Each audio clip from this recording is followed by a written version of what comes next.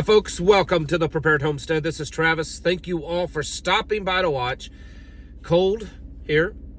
Supposed to warm up into the mid to upper 60s by this weekend, but it's in the low 30s, right around freezing right now. Supposed to only be in the 40s today, but like I said, another warm up coming our way.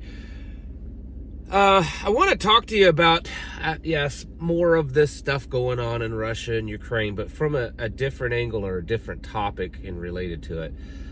It came out yesterday, you know, the big ballistic missile that Russia sent to Ukraine. It was, experimental or brand new or whatever. It came out yesterday in the news that Russia contacted the United States 30 minutes before launching that to let them know that that they were not the target and that Europe was not the target. This is according to treaties that exist based on nuclear weapons use, that you should call other countries and let them know ahead of time that you're not the target, so that if you see this big ballistic missile going up into space and coming back down, you're not the target. Now, maybe that's the proper protocol. It's almost like a gentleman's war, I guess you could say. You know, the British were famous for that. But I think there's a different angle to this. I think it just shows that this is all just a big game. It doesn't matter if it's the United States or Russia or Israel or Iran, Germany or North Korea or Turkey or anyone else. It's all a big game. They're all in the same club, folks. They are. They all go to the same World Economic Forum meetings. They all go to the same, Bilderbergs and United Nations and all of these different, it's all the same people, okay? So they can sit there and convince you online or in the news that they just hate each other and that it's the left versus right, or the white hats versus the black hats, or the deep state versus this, all that kind of stuff. They can spin a good yarn when it comes to that.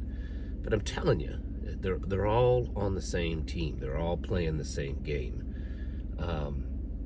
What stopped the United States when that call came in of warning Ukraine? I guess they're just like, hey, as long as we're not getting hit, we'll just, let Ukraine get hit, because there's no evidence, there's nothing in the news stating that they immediately contacted Ukraine and said, hey, you're about to get hit with a big old missile here in about 30 minutes. What about just putting it out there, making a public statement? Everyone not panic. Russia's let us know that they're getting ready to strike Ukraine with a big missile. It's not going to hit anyone else. It's just, they're just striking, Ukraine. That don't worry, Europe, you're okay. Nothing like that happened. And this is just one tiny example. Boy, I can't help myself, folks. I just got to make some more of you mad. Have you seen some of the pics that Donald Trump has been picking? I mean, there's some pretty serious deep staters in there. You can defend it and argue it any way you want, but there are multiple people online, fairly big names that I follow, that were well known in the MAGA movement. They were, out there throughout the whole campaign, really pushing Donald Trump, and then now they're a little concerned. They're saying that, wait a minute, I thought we were supposed to be cleaning up the swamp. Like, you're putting some, just like the first time around, they're putting some big old, swamp monsters in there.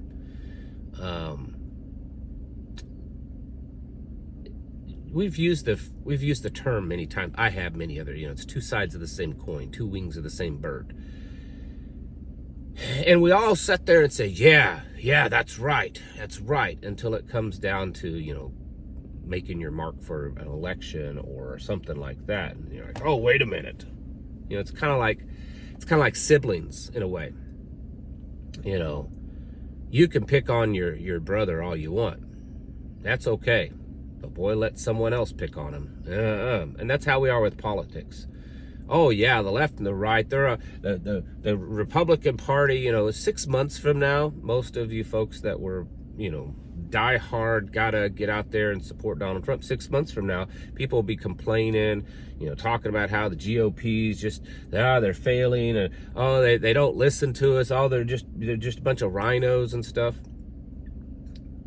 But we're conservatives are on their side when there's an election, when it's the left versus right. And what people need to realize is they're all part of the same club. They're all part of the same team. And we're not part of it. Remember George Carlin? You're not part of this. You and I, we're not part of it. We're not part of that game. We're not part of that team. Not part of that club. They are. And it makes them wealthy. It makes them powerful. And yeah, I'm not saying that they're always at each other's side all the time. Sure, they're like cartels. Think of the cartels. Think of the mafia. Sometimes they are at war with each other, and sometimes they're helping each other out. But in the end, all the actions that they do benefit them, not us, right? Whether it's benefiting the mafia as a whole or their individual family or whatever. And that's exactly what we're seeing in politics. And this idea that there's a good guy and a bad guy, and NATO's being aggressive and bad, and Putin's being a good guy, and gotta support him, or vice versa. The United States is this righteous, godly nation, and gotta support Israel, gotta support Ukraine, because those are those bad guys. It's all a scam, folks. It's what it is, and it's always been that way. This is not something new. It's always been this way. It's always been the upper elites trying to play this game against the peasants. Even though sometimes that game made it look like the upper elites hated each other. I mean, you go back to medieval times, you'd have England and France at war with each other and hating each other, but yet their children would marry each other. The Prince of England would marry the Princess of France or something like that. They're all part of the same families. Most of them are all related to each other. They all go to the same schools. All their children go to the same. They all hang out together. As much as you don't want to hear it, look at Donald Trump's history. I mean, he used to be buddies with the Clintons. He's hung out with all these other people. I'm not saying that he's one of that. I'm not saying that. But he still has run in the same circles. All of them have.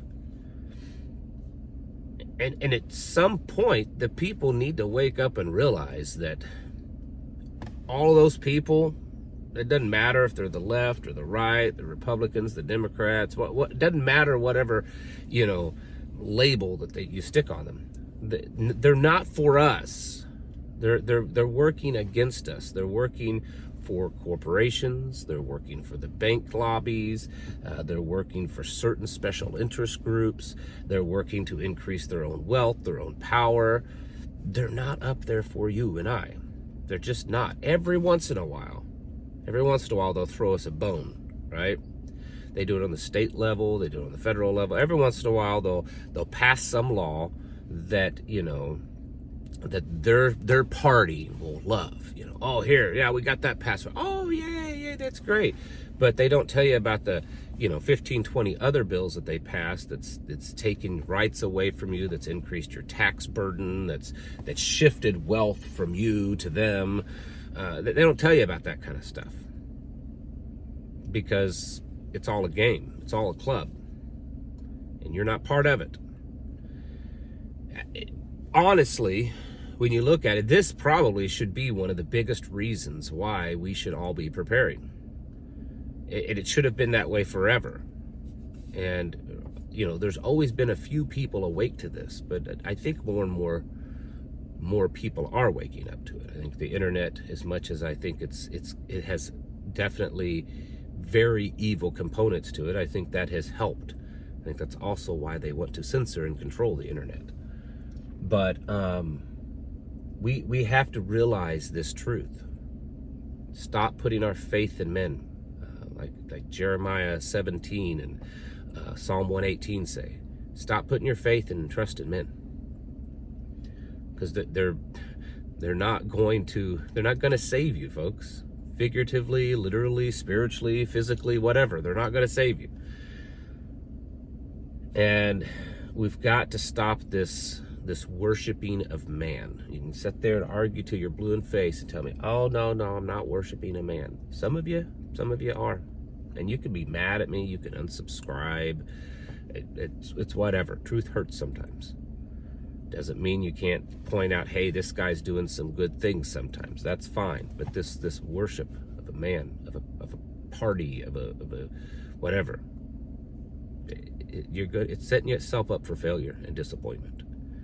You need to be preparing, because all this stuff that we're seeing happen, whether it's wars and elections and transitions of power and migrant movements and diseases and economic stuff and all of it's part of a big game. And the end goal of the game is to control you more. We need to be ready for that. It's time to get your houses in order and to prepare yourselves mentally, physically, and spiritually. Thanks for watching. Catch you in the next video.